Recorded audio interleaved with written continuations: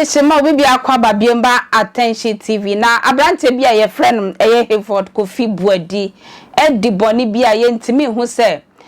nyankopon na de na so twembe ma no anase sofo a wotene na ase a wadi ni saa boni no na wode na so twen ebe ma no mesese obe like attention TV asan so a subscribe aba ye channel no so na chese wasan so a share kama ama ye no abo bell no so notification bell no senya bibia to ma won so won san so beka bi san so na odwumako bi apese ye bohu debu mawa ufa number na egu screen na se ampanifo ne obedi enkomo kama na ye bohu debu ma e di akwachi ama ya ton kama Hayford Kofi Buadi ya bemu abia na wo ye church secretary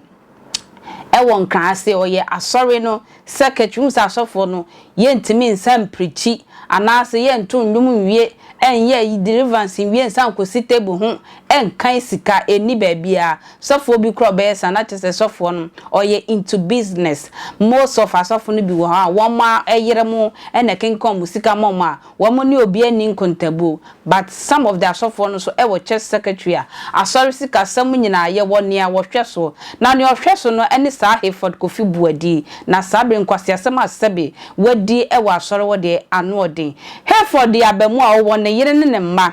sana wo sanso eye saa trumu anase gay na utumi wo se ne yire produce babies ena wodi trumu no so egi nani wa bonti na hwe mu a trumu partners no enye ba akopɛ ne wo special one power ho ena wo san wo side chicks trumu fo nso wo ho na ayi so no na ye bema ene wo mo form no so ye ma wo no na ehwomo na sika o de sponsors and the trumu partners yi wo de bia bo ebi mu ekwa brochire wo de bi twetwe ebi mu school fees na che say I say ni girls anase I wo hwomo ya sa na ge na tie I wo wa for mema no say ne yere mo ne side chica wono na ehwomo na wanya sika bia sabi amfendi saa sabi nkwase asem no asori sika wote ho a wokan otum sa asori no so esopa because kan emu odu yesi sika ye Hayford wode aye saa sabi nkwase asem no eye 3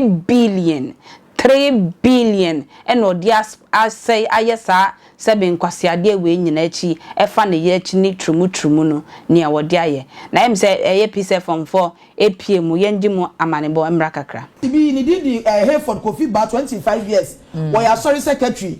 wo yire wo mba wa wi asori sika be say 3 billion all series ya chiri bi say sika no here say osan wa empena sebo e be ma gay and what you sorry sika no amani gay ni akotua ni school fees e wo university ene ya che no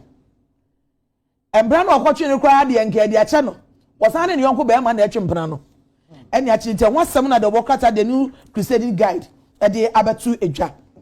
na wadi emfia duonu no 25 years di Kofi Buadi Hayford na ochiemu a asori sika sidi empem ahasa 300,000 eno se wadi sa secretary bibi on wotwotwo bi on wotwotwo se sika ni nyina akodi ni nsem o mesem se mo ni gay partner no o mabo ni din di Douglas Ejeni Boaten na Douglas Ejeni Boaten no woko university na sika wo tua na ne boarding eti gay partner yi a wo ye asori secretary no wo yire wo mai eno o wi asori sika no a no dey akwa come gay partner say faculty school dey fa so ko biye wadwu na da che ya yeye won sika na akwa koma no won dey akwa kotua nti say dey make say yensa aso ni mu ya se ne be ye nguase ementi no wasan dey sika ni bi kwampo ama ne mpra no mo dey atwa ticket e dey ko Canada se ne eche o mani nguase emma etene ho se no chechie mu no the new crusading guide the bokata e na e dey abetudwa aja kai semra no won se baby omo pemi omo dru ya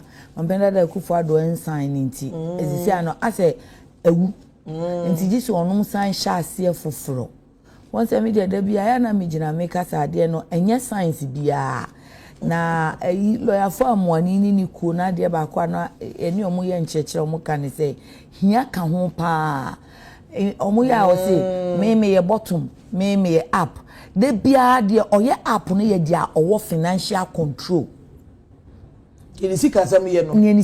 ye no ono na da bia wo fa obi achi no enti no de ofa achi no ye app e na de ye fa no eye bottom sit down